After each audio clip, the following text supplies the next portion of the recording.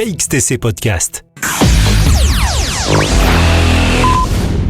Ce week-end, à Toulon, se tient la manifestation des 48 heures de l'agriculture urbaine dont nous avons déjà parlé dans un sujet précédent. Nous avons demandé à Juliette de Naubourg, référente nationale des 48 heures, des précisions complémentaires car cette manifestation a également lieu dans d'autres villes de France et d'ailleurs. Les 48 heures de l'agriculture urbaine, elles se passent au niveau national et même européen. Ça a lieu cette année en 2021 dans 23 villes, enfin métropoles plutôt.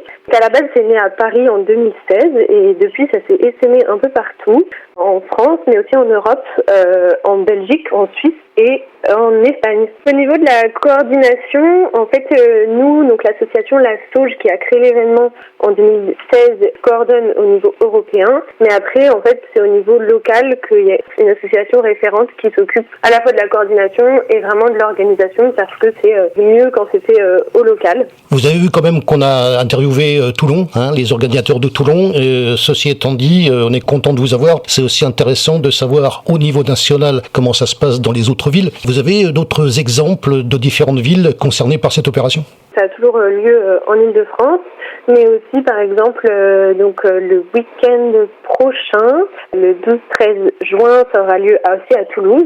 Et après, tous les week-ends suivants, donc le 27 juin, ça aura lieu aussi à Concarneau, à La Rochelle et à Marseille. Et ensuite les 3 et 4 juillet à Nantes, à Paris, à Strasbourg et à Saint-Étienne. Cette année, c'est un petit peu particulier parce que, comme vous pouvez le voir, on a plusieurs dates, alors que d'habitude, les 48 heures, c'est une unique date. On s'est dit que les 48 heures auront lieu toute l'année. Finalement, on se dit que c'est très bien comme ça. C'est l'occasion de fêter le jardinage un peu toute l'année. Même à l'automne, il y aura différentes activités liées au jardin aux différentes périodes de l'année, aux différentes saisons. Vous recevez du public concerné par cette opération ô combien spécifique. Quelle est la réaction du public quand ils viennent à vos manifestations ? Comment ça se traduit, ce que vous leur faites ? Et est-ce qu'ils sont intéressés ? De quelle manière le public marque son intérêt sur ce que vous faites par rapport à la manière dont vous présentez les choses ? Simplement, le public est, je pense, content de découvrir qu'en fait, en ville ou en périurbain, on peut trouver des activités autour du jardinage, parce que souvent, il y a des fermes urbaines, comme on dit, ou des jardins partagés qui sont pas forcément toujours visibles vu de l'espace public. Donc là, c'est vraiment l'occasion de référencer tout plein de sites ou même d'activités où on peut mettre les mains dans la terre, entre guillemets, ou même faire du bricolage, etc.